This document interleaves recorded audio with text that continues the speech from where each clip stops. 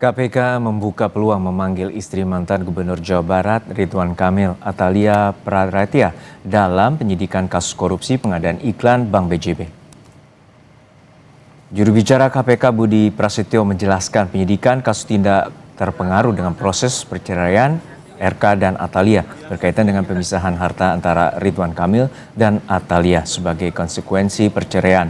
KPK akan memanggil Atalia jika memerlukan konfirmasi atau penjelasan dalam mengusut aliran dana maupun aset yang diduga berkaitan dengan perkara korupsi Bank BJB. Budi menegaskan KPK berpegang pada prinsip follow the money dalam setiap penanganan perkara.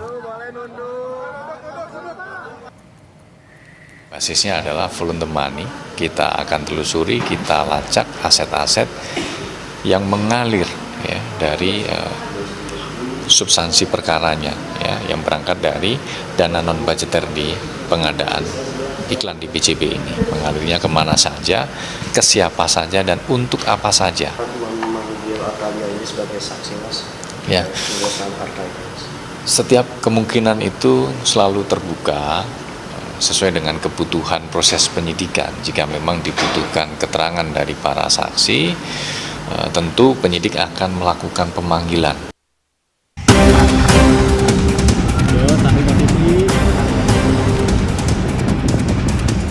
Saya sebenarnya senang karena ini saya tunggu-tunggu untuk memberikan klarifikasi. Saya siap dan mendukung KPK memberikan informasi seluas-luasnya terkait apa yang menjadi perkara di BJB.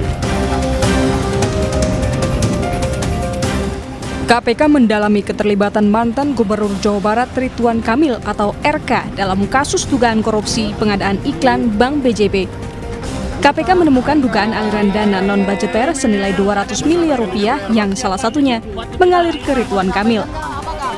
KPK juga menemukan keterkaitan aliran dana dengan aset milik RK yang diduga bersumber dari dana non-budgeter itu.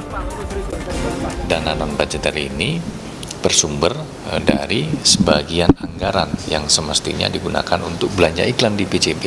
Tapi sebagiannya sekitar 50% ya, ada 200-an miliar begitu, itu masuk ke dana non-budgeter yang dikelola di Korsek BJB, di mana dana non-budgeter ini mengalir ke sejumlah pihak gitu kan. Nah, di antaranya yang ditelusuri dan diduga adalah mengalir ke saudara RK. Sehingga KPK kemudian melakukan penyitaan. Sementara itu, mantan Gubernur Jawa Barat Ridwan Kamil mengaku tidak tahu menahu soal korupsi di Bank BJB. Namun saat dikonfirmasi mengenai temuan dana non-budgeter yang ditemukan KPK, RK bilang tidak tahu, itu dana pribadi dan tidak terkait dengan perkara ini. Aksi korporasi dari BUMD ini itu adalah dilakukan oleh teknis mereka sendiri. Gubernur hanya mengetahui aksi korporasi BUMD ini kalau dilaporkan. Satu, oleh direksi; dua, oleh komisaris selaku pengawas; tiga, oleh kepala biro BUMD atau menteri BUMN-nya kan. Tiga-tiga ini tidak memberi laporan semasa saya jadi gubernur. Hanya kalau ditanya saya mengetahui, saya tidak tahu. Apalagi terlibat, apalagi menikmati hasilnya dan lain sebagainya. Tidak mengetahui, maka semua yang pernah rame itu semua adalah dana pribadi. Dana pribadi sendiri tidak ada hubungan dengan perkara yang dimaksud. Sebelumnya KPK sudah menggeledah sejumlah lokasi terkait kasus ini, salah satunya rumah mantan Gubernur Jawa Barat Ridwan Kamil. Selain menyita dokumen, KPK juga menyita kendaraan milik Ridwan Kamil. Dalam kasus ini, KPK telah menetapkan 5 tersangka termasuk mantan Dirut BJB Yudi Renaldi dan Divisi Korsek BJB Widi Hartono. Tim Liputan, Kompas TV. Membahas lebih dalam soal aliran dana ke mantan Gubernur Jawa Barat Ridwan Kamil yang diusut KPK dalam perkara dugaan korupsi di Bank BJB, kita bahas bersama pakar tindak pidana pencucian uang, Ibu Yenti Garnasi. Selamat sore, Ibu Yenti. Sehat-sehat selalu, Bu. Selamat sore, sehat selalu. Bu Yenti, kita refer ke belakang bahwa ini kasus pengadaan iklan tahun 2021-2023 dan ini ada dugaan aliran dana ke sejumlah pihak. Tadi KPK sudah menggeledah pada bulan Maret lalu dan juga telah memanggil RK pada Desember awal kemarin. Lalu saat ini bagaimana KPK bisa menelusuri aliran-aliran dana ini dari dana non-budgeter bernilai 200 miliar rupiah? Ya, terima kasih. Ini kan agak lama ya, sekarang KPK lambat ya.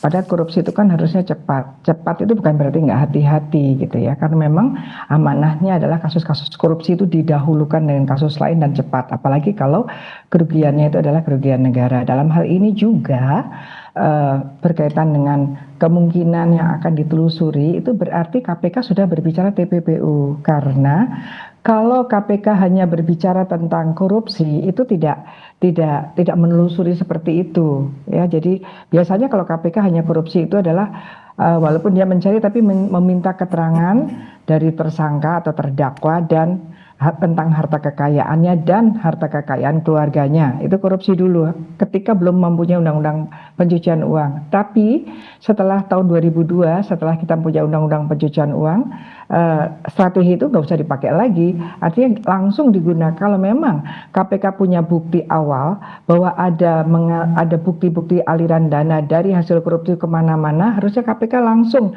menggunakan TPPU. Artinya gini, yang korupsi itu ketika mengalirkan uang hasil korupsi, yang diduga korupsi itu mengalirkan uang hasil korupsinya, dia kena TPPU aktif, dan siapapun itu yang menerima itu akan diterapkan TPPU pasif gitu. Jadi KPK harusnya tegas bahwa KPK sedang mendalami juga korupsi dan TPPU-nya gitu. Kenapa ya KPK tidak seperti itu, tidak seperti Kejaksaan Agung, karena nonsens sekali gitu ketika akan memeriksa orang lain yang tidak terlibat korupsi tapi diduga terlibat menerima hasil kejahatan, menerima aliran korupsi, itu namanya TPPU. Ya. Okay. Kenapa tidak disebutkan seperti itu? Nah, untuk saat ini KPK tengah menyelidiki potensi pemisahan aset untuk mengaburkan aliran dana ke RK. Lalu seperti apa pengamatan Anda? Ya kan ada beritanya juga bahwa yang dikhawatirkan ke istrinya. Jadi TPPU pasifnya itu memang untuk orang-orang terdekat.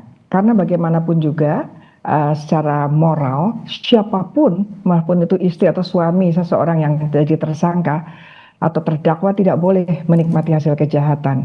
Ketika kita masuk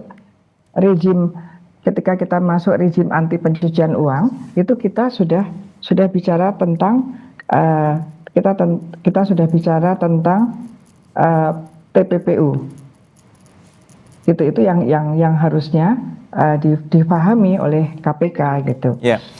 Dan saat ini sebenarnya KPK telah memeriksa, dan juga saat pemeriksaan RK menyatakan bahwa dia tidak mengetahui terkait dengan kegiatan corporate secretary dari BUMD, terutama BJB, terkait dengan dana non-budgeter 200 miliar lebih ini. Dari pengamatan Anda, sebenarnya bagaimana wewenang dari seorang gubernur untuk mengetahui adanya aktivitas terkait dengan pengadaan iklan, terutama di Provinsi Jawa Barat?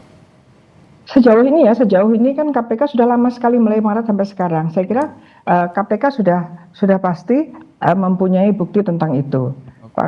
KPK mempunyai bukti awal tentang yang bersangkutan ya, walaupun ini semua kan belum ada yang ditahan, baru Ridwan Kamil juga hanya saksi, tetapi harusnya segeralah KPK jangan ragu-ragu ya. Ini masyarakat itu sudah mulai sangat curiga bahwa kalau pelaku-pelakunya itu adalah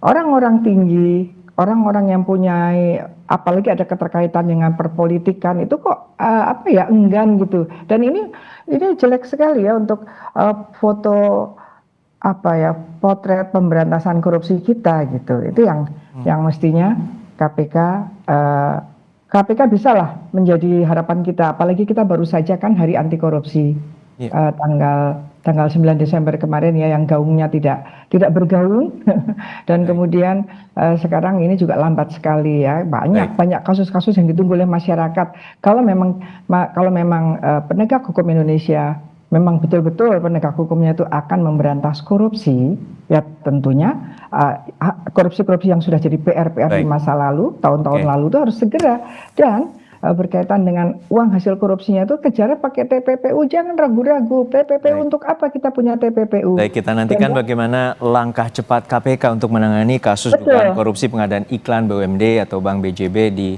Provinsi Jawa Barat tahun 2021 hingga 2023. Sekali lagi terima kasih perspektifnya Ibu Yenti Garnasi, pakar tindak pidana pencucian uang di Kompas Petang.